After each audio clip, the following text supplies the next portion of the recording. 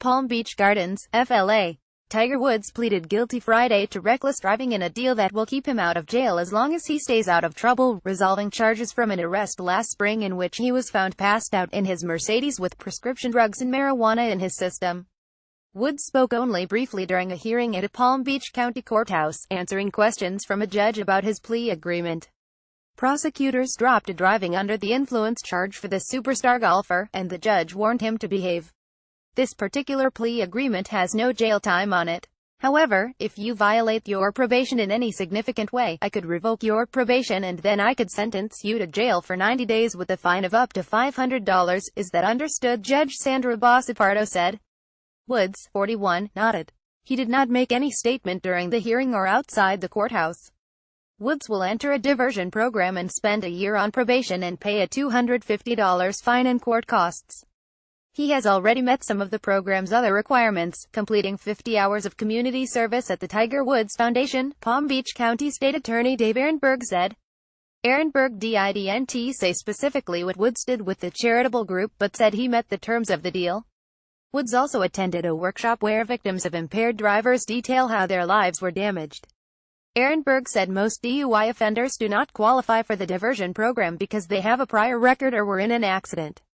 About 2,500 first-time offenders have graduated from the county program since it began 4 years ago.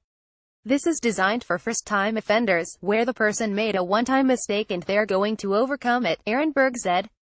Mr. Woods was treated like any other defendant in his situation. Since he was intoxicated with prescription drugs and marijuana, according to court records, he will also be required to undergo regular drug tests. Woods is also not allowed to drink alcohol. Woods arrived at the courthouse in a black sport utility vehicle, wearing sunglasses and a dark suit with no tie. Police officers surrounded him as he walked down a hallway inside the courthouse and they ringed the inside of the courtroom during the high-profile proceeding.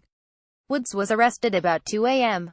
May 29, when officers found him unconscious in his Mercedes, which was parked awkwardly on the roadside and had damage to the driver's side. It's not clear how he damaged the car. Officers checked the area but didn't find that he had hit anything. He was about 15 miles from his home. His arrest was recorded by an officer's dashcam video and released to the public.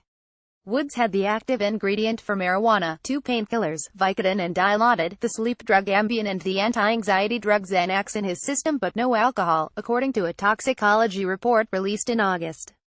He completed a drug treatment program in July. Woods has said he had been self-medicating to relieve the pain from his 4th back surgery and insomnia. The DUI arrest was the first time Woods had been in trouble since Thanksgiving weekend 2009, when he plowed his SUV into a tree and a fire hydrant outside his then Windermere, Florida, home. That led to revelations that he had multiple extramarital affairs and a divorce from his wife Ellen Nordegren, the mother of his 2 children. He spent 45 days in a Mississippi clinic where he was treated for an addiction. Woods' 79 PGA Tour victories and 14 major titles both rank number 2 all-time.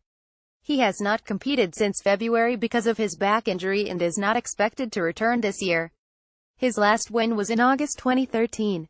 Woods has said his back is improving.